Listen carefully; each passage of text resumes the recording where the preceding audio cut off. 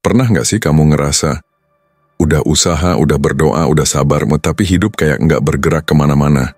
Kayak semuanya mentok, padahal orang lain kelihatannya lancar-lancar aja. Tapi, gimana kalau justru di saat-saat paling gelap itu, hidup lagi ngajarin kamu buat jadi lebih kuat? Bukan buat nyerah, tapi buat naik level. Cinta tidak tergantung pada siapa yang datang atau pergi, tetapi pada bagaimana kita tetap utuh dalam kehilangan. Epictetus Stoikisme mengajarkan bahwa kita tak boleh bergantung pada apa yang berada di luar kendali kita, termasuk keputusan orang lain untuk tinggal atau pergi. Seorang pria atau wanita yang telah memilih untuk tidak memperjuangkan hubungan, telah membuat pilihan bukan tentang kita, tapi tentang dirinya. Dan itu bukanlah penghakiman terhadap nilai kita. Itu hanya cerminan dari di mana kesadaran mereka berada.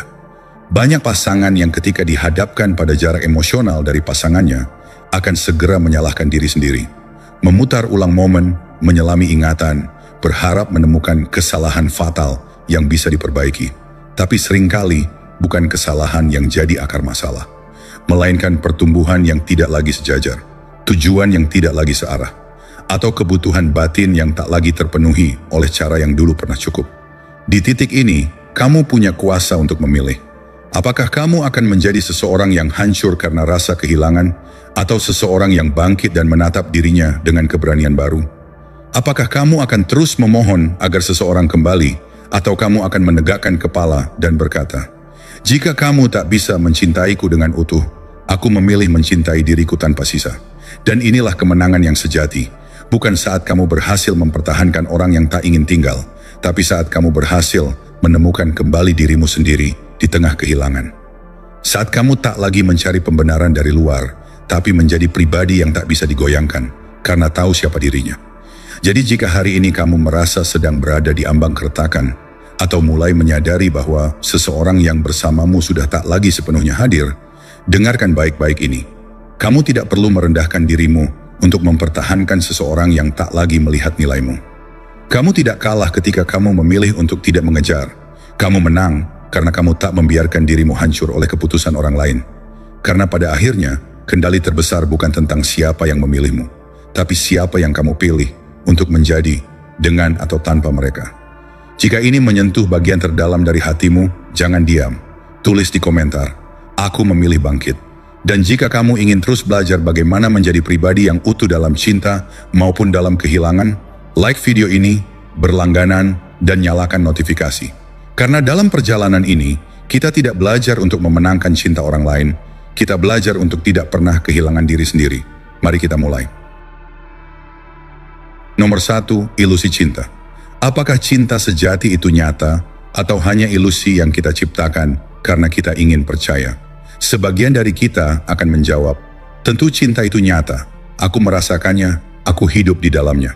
Tapi sebagian lainnya yang pernah terluka mungkin akan berkata, cinta hanyalah proyeksi dari harapan kita sendiri.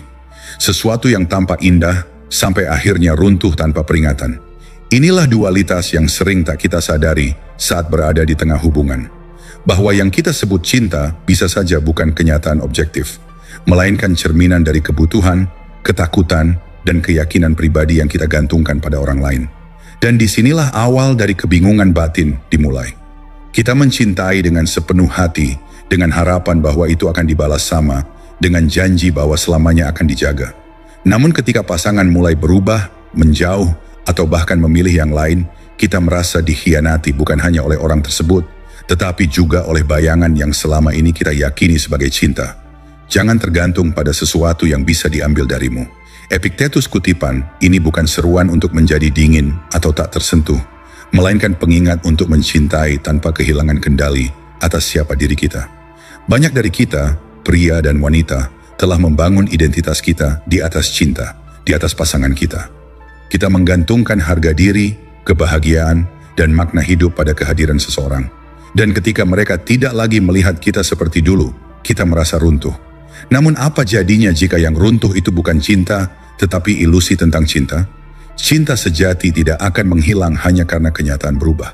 Tapi ilusi cinta yang dibentuk dari kebutuhan untuk dimiliki, dari ketakutan akan kesendirian, dari harapan bahwa seseorang akan menjadi segalanya bagi kita, itulah yang mudah hancur. Banyak orang merasa dikhianati ketika pasangannya berubah. Mereka mulai mempertanyakan diri sendiri, menyalahkan, bahkan memohon agar semuanya kembali seperti dulu. Tapi kebenarannya seringkali pahit. Dia tidak meninggalkanmu karena kau tak cukup, tetapi karena dia tidak pernah benar-benar melihat hubungan ini seperti kau melihatnya. Bukan kesetiaanmu yang kurang, tetapi visinya yang berbeda. Ini bukan tentang pria lebih logis dan wanita lebih emosional.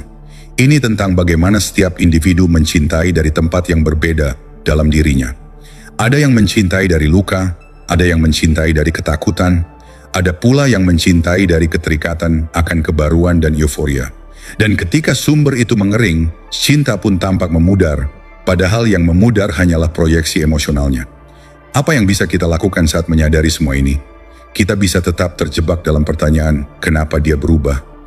Atau kita bisa mulai bertanya, apa yang selama ini aku gantungkan padanya, yang seharusnya aku temukan dalam diriku sendiri?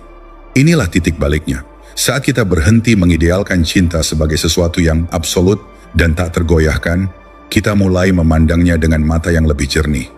Kita tidak lagi memaksa, tidak lagi mengejar, dan tidak lagi mengemis validasi. Karena kita tahu, siapapun yang bisa pergi bukanlah milik kita untuk dipertahankan. Disinilah letak kekuatan sejati. Bukan dalam mempertahankan seseorang, tetapi dalam keberanian untuk tetap utuh ketika orang itu tak lagi memilih kita. Dan ini berlaku bagi pria maupun wanita. Tak peduli siapa yang pergi, siapa yang tinggal, yang paling penting adalah siapa yang tetap berdiri dengan jiwa yang utuh. Karena orang yang tidak bergantung pada cinta untuk merasa cukup adalah orang yang paling layak dicintai dengan sungguh-sungguh. Jadi jika kamu merasa hubunganmu sedang goyah atau hatimu terluka oleh jarak yang tak kasat mata, jangan buru-buru menyalahkan atau bertanya, kenapa? Lihat lebih dalam. Barangkali bukan cintanya yang palsu, tapi cara kita melekat padanya yang membuatnya terasa rapuh. Sekarang waktunya untuk melihat cinta bukan sebagai milik, tetapi sebagai pengalaman. Waktunya untuk berhenti mengejar keabadian dalam sesuatu yang memang sementara. Dan yang paling penting, waktunya untuk memulihkan kekuatan yang pernah kamu serahkan atas nama cinta. Jika kata-kata ini menyentuhmu, beri komentar. Aku memilih melihat dengan jernih. Dan jika kamu ingin belajar lebih dalam tentang bagaimana mencintai dengan kesadaran, bukan dengan ilusi, like video ini, berlangganan, dan aktifkan notifikasi. Karena cinta sejati bukan tentang siapa yang tinggal, tapi tentang siapa yang kamu pilih untuk tetap menjadi, bahkan saat semuanya berubah. Nomor 2, kendalikan emosi. Manusia terganggu bukan oleh kejadian-kejadian, tetapi oleh pandangannya tentang kejadian-kejadian itu. Epictetus. Ada dua pandangan yang sering muncul dalam dinamika cinta dan hubungan. Di satu sisi banyak yang percaya bahwa cinta sejati adalah tentang membiarkan diri kita terbuka sepenuhnya, jujur pada setiap emosi yang datang, marah, cemburu, takut kehilangan, bahkan luka batin. Di sisi lain, ada yang mengatakan bahwa hanya dengan menguasai emosi itulah kita bisa mempertahankan hubungan yang sehat dan kuat. Maka timbul pertanyaan besar, haruskah kita mengekspresikan semua yang kita rasakan? Atau mengendalikan emosi kita agar tidak memperkeruh hubungan? Kebenaran, seperti biasa, tidak sesederhana hitam dan putih. Tapi satu hal pasti, siapapun yang tidak mampu mengendalikan dirinya sendiri akan selalu dikendalikan oleh keadaan atau lebih buruk oleh pasangannya.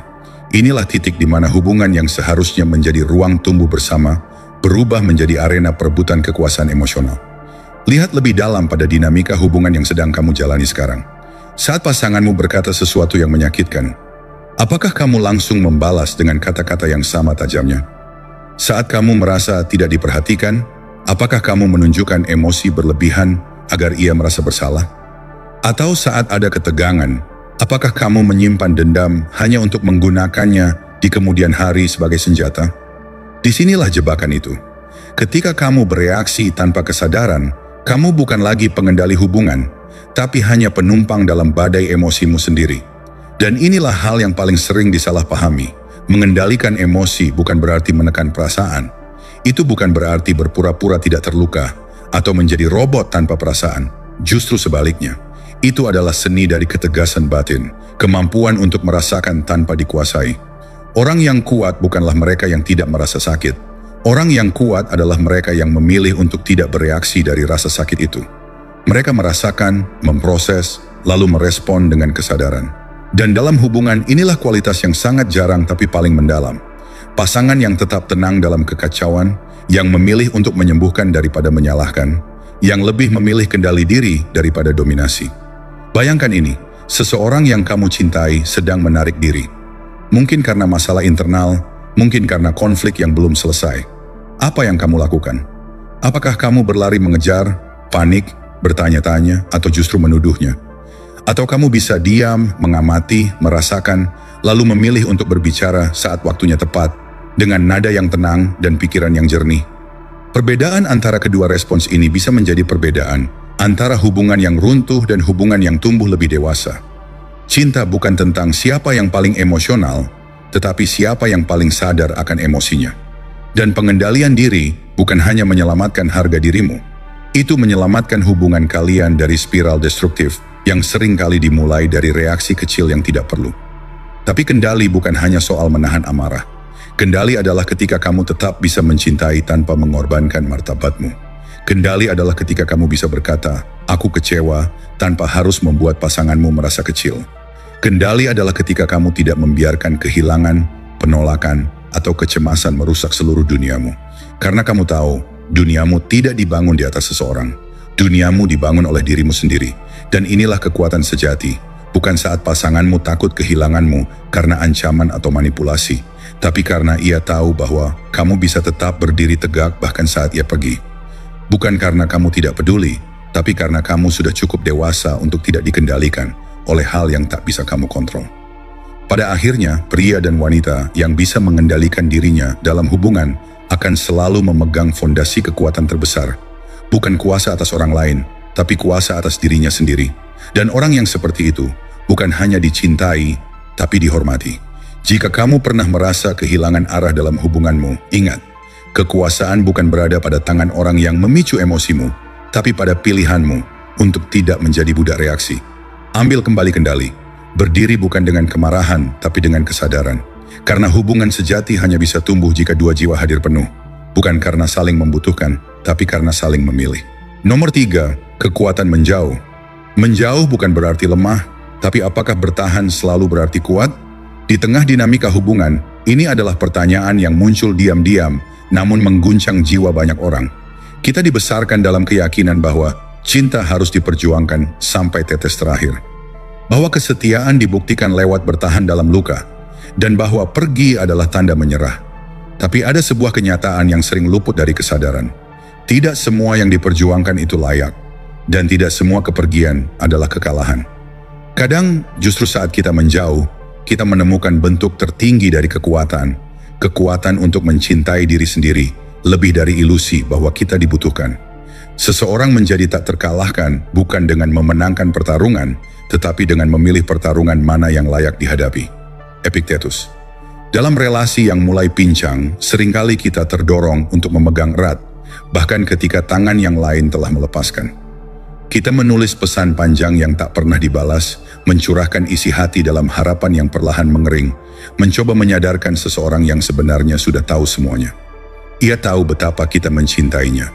Ia tahu bahwa kepergiannya akan menyakiti kita. Dan tetap saja ia memilih pergi. Maka tibalah saatnya untuk menanyakan sesuatu yang lebih dalam kepada diri sendiri. Apakah kita akan terus merendahkan diri demi mempertahankan seseorang yang tidak memilih kita? Apakah kita akan tetap berdiri di tempat yang sama sementara mereka telah melangkah menjauh? Banyak orang, baik pria maupun wanita, memilih bertahan bukan karena cinta, tapi karena ketakutan. Takut ditinggalkan, takut sendirian, takut menghadapi ketidakpastian. Tapi pada akhirnya, setiap bentuk cinta yang dibangun dari rasa takut hanya akan melahirkan keputusasaan. Seseorang yang benar-benar memahami nilai dirinya, tahu kapan harus tetap tinggal dan kapan harus pergi. Dan kepergian semacam ini bukan tentang drama, bukan tentang memainkan peran agar membuat orang lain menyesal, tetapi tentang memilih kedamaian batin daripada keterikatan yang menyiksa. Selama kita masih hadir secara emosional maupun fisik, orang itu tahu bahwa mereka masih punya kuasa atas kita. Selama kita masih bersedia menunggu, memberi ruang, dan berharap, mereka tahu mereka masih memiliki kita. Tapi ketika kita akhirnya memutuskan untuk benar-benar menjauh, dengan diam yang tenang dan langkah yang pasti, saat itulah energi berubah. Ketidakhadiran kita mulai terasa. Bukan karena kita berniat menyakitinya, tapi karena ia tak lagi bisa merasakan kehadiran kita yang dulu begitu setia. Dan ironisnya, itulah saat di mana mereka mulai mempertanyakan segalanya. Mengapa kamu tidak mengejar? Mengapa kamu tidak memohon? Mengapa kamu tidak memperjuangkan? Namun pria dan wanita yang telah melewati titik balik dalam dirinya tahu bahwa cinta yang dipaksakan hanyalah beban. Kita tidak lagi di sini untuk membuktikan bahwa kita layak dicintai. Kita tidak lagi bermain dalam skenario yang selalu menempatkan kita sebagai pihak yang berkorban. Kita tahu bahwa harga diri tidak ditentukan oleh siapa yang bertahan, tapi oleh siapa yang tahu kapan harus berhenti. Karena berhenti bukan berarti menyerah. Berhenti bisa jadi bentuk tertinggi dari penghormatan terhadap diri sendiri. Jangan pernah bergantung pada sesuatu yang bisa diambil darimu. Gantungkan dirimu hanya pada hal yang ada dalam kendalimu. Kehendak, pikiran, dan pilihanmu sendiri. Marcus Aurelius. Menjauh dalam konteks ini bukanlah pelarian. Ini adalah bentuk kesadaran tertinggi bahwa tidak semua orang pantas untuk memiliki akses ke dalam hidup kita, terutama setelah mereka sendiri melepaskan genggaman. Kita tidak memohon untuk dicintai, kita tidak membujuk untuk dimengerti. Seorang raja tidak meyakinkan seseorang untuk tinggal di kerajaannya. Ia hanya membuka gerbang dan membiarkan siapapun yang ingin pergi, pergi. Dan seorang ratu tidak menangis karena ditinggalkan. Ia hanya menyempurnakan tahtanya, agar kelak yang datang adalah mereka yang datang dengan kesadaran, bukan keraguan. Saat kamu mulai menjalani pola pikir ini, bukan hanya hubunganmu yang berubah, tetapi juga seluruh energimu. Kamu tidak lagi menjadi orang yang bergantung pada validasi luar, tetapi seseorang yang menciptakan pijakannya sendiri. Kamu tidak lagi menjadi bayangan dalam kisah orang lain, tapi penulis utama dari kisah hidupmu sendiri. Menjauh bukan untuk membuktikan bahwa kamu lebih baik tanpanya, tetapi karena kamu akhirnya menyadari bahwa kamu memang pantas menjalani hidup yang lebih baik, dengan atau tanpa dia. Dan saat kamu melangkah pergi dalam diam, tanpa dendam, tanpa penyesalan, kamu menang. Bukan karena dia kehilanganmu, tapi karena kamu akhirnya menemukan dirimu. Nomor 4, diam adalah senjatamu yang paling hebat. Diam bukan selalu berarti kalah, tapi apakah bicara selalu berarti kuat? Ada yang bilang, keheningan adalah tanda kelemahan, tanda bahwa seseorang tidak tahu harus berkata apa, tanda menyerah. Tapi ada juga yang meyakini bahwa justru dalam diam, seseorang menemukan kekuatan sejatinya. Kekuatan untuk tidak bereaksi, tidak merespons, tidak terpancing. Dalam hubungan pasangan, perdebatan tentang diam dan bicara ini tak pernah usai. Sebagian percaya bahwa komunikasi adalah segalanya, bahwa setiap luka, konflik, atau kepergian harus dibicarakan hingga tuntas. Tapi sebagian lainnya sadar bahwa tidak semua keheningan adalah kekosongan, dan tidak semua pembicaraan adalah penyelesaian. Kadang, diam bukan bentuk pasrah, tetapi bentuk kendali paling murni. Kita memiliki 2 telinga dan 1 mulut agar kita lebih banyak mendengarkan daripada berbicara. Zeno of Citium. Ketika seseorang dalam hubungan memilih untuk pergi, keheningan yang ditinggalkan bisa memekakkan batin. Entah kamu pria atau wanita, tak ada yang benar-benar siap menghadapi kosongnya ruang yang tadinya dipenuhi oleh suara, perhatian, dan sentuhan. Secara alami kita cenderung merespons kepergian dengan ledakan emosi, bertanya, mengejar, menjelaskan, memohon. Kita ingin dimengerti, didengar, bahkan diyakinkan bahwa kita cukup berharga untuk tidak ditinggalkan. Tapi inilah paradoksnya. Semakin keras kita berteriak, semakin besar kekuasaan yang kita berikan kepada mereka yang memilih pergi. Seseorang yang meninggalkanmu seringkali tidak hanya menguji cintamu, tetapi juga menguji kendalimu atas dirimu sendiri. Mereka tahu kamu akan bereaksi, mereka berharap kamu akan memohon, marah, atau setidaknya mengirim satu pesan panjang yang berusaha meluruskan semuanya.